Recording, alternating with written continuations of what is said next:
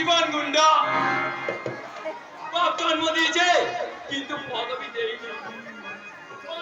মনোজ্জ নিবারণের জন্য ফেলে পালিয়ে গেছে স্বর্গে।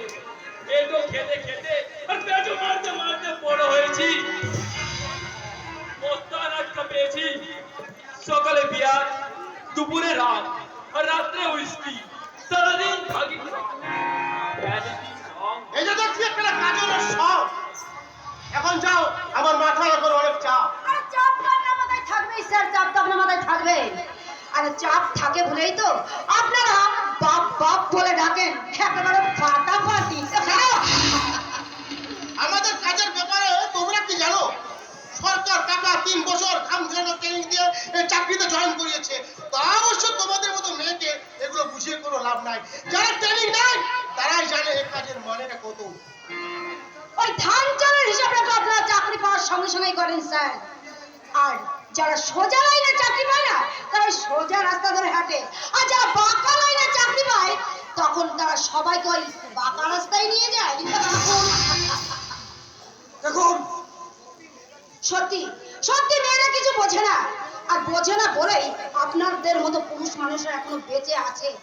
আর যদি বুঝতো তাহলে পৃথিবীর সব মা বোনেরা ওই সমস্ত পুরুষ মানুষের জন্ম দিত না, জন্ম দিত এই বাজারের হিজড়েদের।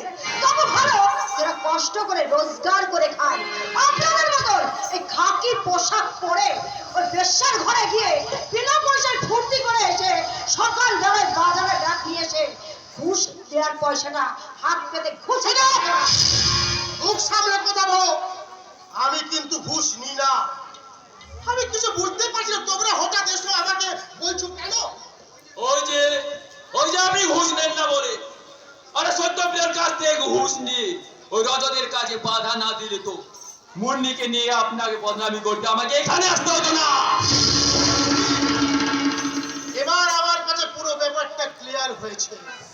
এখনো কিছু ক্লিয়ার হয়নি,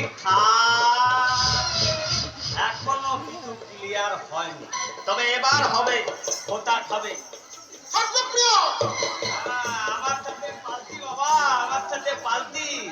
আমি জানতাম কাজটা তোরা থাকছে কুল করতে পারবি না, তাই আগে থেকে একটা খোঁচা দিয়ে আমি তোদের পিছু নিয়েছিলাম। এখানে কি চাই? এখানেই তো চাই থান, এখানেই তো চাই। কোন অফিসার, তুমি আর ওই ভিডিও মিলে হঠাৎ করে আমাদের কাছে পদ্মবেশী না করাচ্ছ, রজতের 5 লাখ টাকা গোল করে দিয়েছো।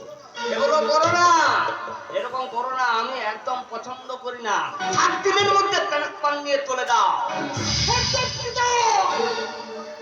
আরে তোমার আদরের বোন পিঙ্কি, সে তো আমাদের কাছে ভালো আছে, বহাল তবিয়তে আছে। তো তুমি কি দাও? তোমার বোনের ওই নগদ গুরু ফিলি নাকি মুসলিম?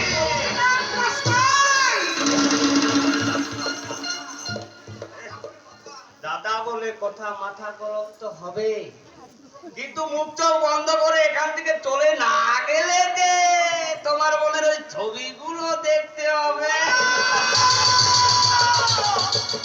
আমার বোনের সর্বনাশ আপনারা করবেন না।